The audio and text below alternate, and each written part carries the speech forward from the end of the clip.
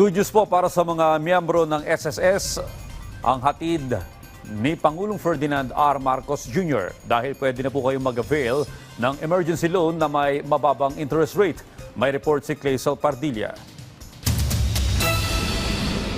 Napilitang mangutang ang maintenance worker na si Melvic nang magsabay-sabay ang bayarin sa bahay at matrikula ng kanyang college student na kapatid. Pero hirap na nga, lalo pang nalugmok si Melvic nang umutang at siningil ng 3 beses sa kanyang perang hiniram. 6K yung una kong nalon. Ang nalon kong 6K, pero hindi po buo binigay na 6K. Kasi po may mga kaltas na admin fee, charge ng deposit. Po. And then, hindi ko po alam na 3 times pala ang babayaran ko sa inutang ko. So 6K, magkano binayaran mo lahat? Nasa 18K po lahat. After 2 years na bayaran ko, sabi ko hindi na ako uulit. Para maibsan ang pasani ng mga gaya ni Melvic, good news ni Pangulong Ferdinand R. Marcos Jr.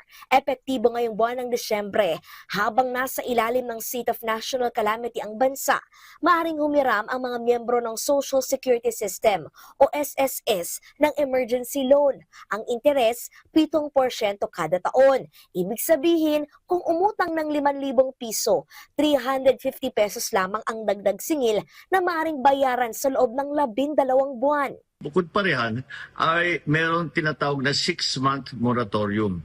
Ibig sabihin, pagtanggap ninyo ng loan galing sa SSS, sa 6 na buwan, sa unang 6 na buwan, hindi kayo kailangan magbayad. Maganda po ito kasi imbis na pupunta po kayo sa 5-6 at mapasubo sa malalim na utang, ay meron na kayong magagamit at ang babayaran lang ay 7% lamang. Kaya sana ito'y makatulong po sa inyo lahat. Maaaring magsumite ng application ang mga kwalipikadong SSS member sa website ng ahensya o sa SSS mobile app. Ayon kay Pangulong Marcos, patuloy ang pakikipag-ugnayan sa SSS para makapaghatid ng tuloy-tuloy, ligtas at makatarungang benepisyo at pautang sa mga miyembro ng Social Insurance Program ng pamahalaan. Clazel Pardilla para sa Pambansang TV sa Bagong Pilipinas.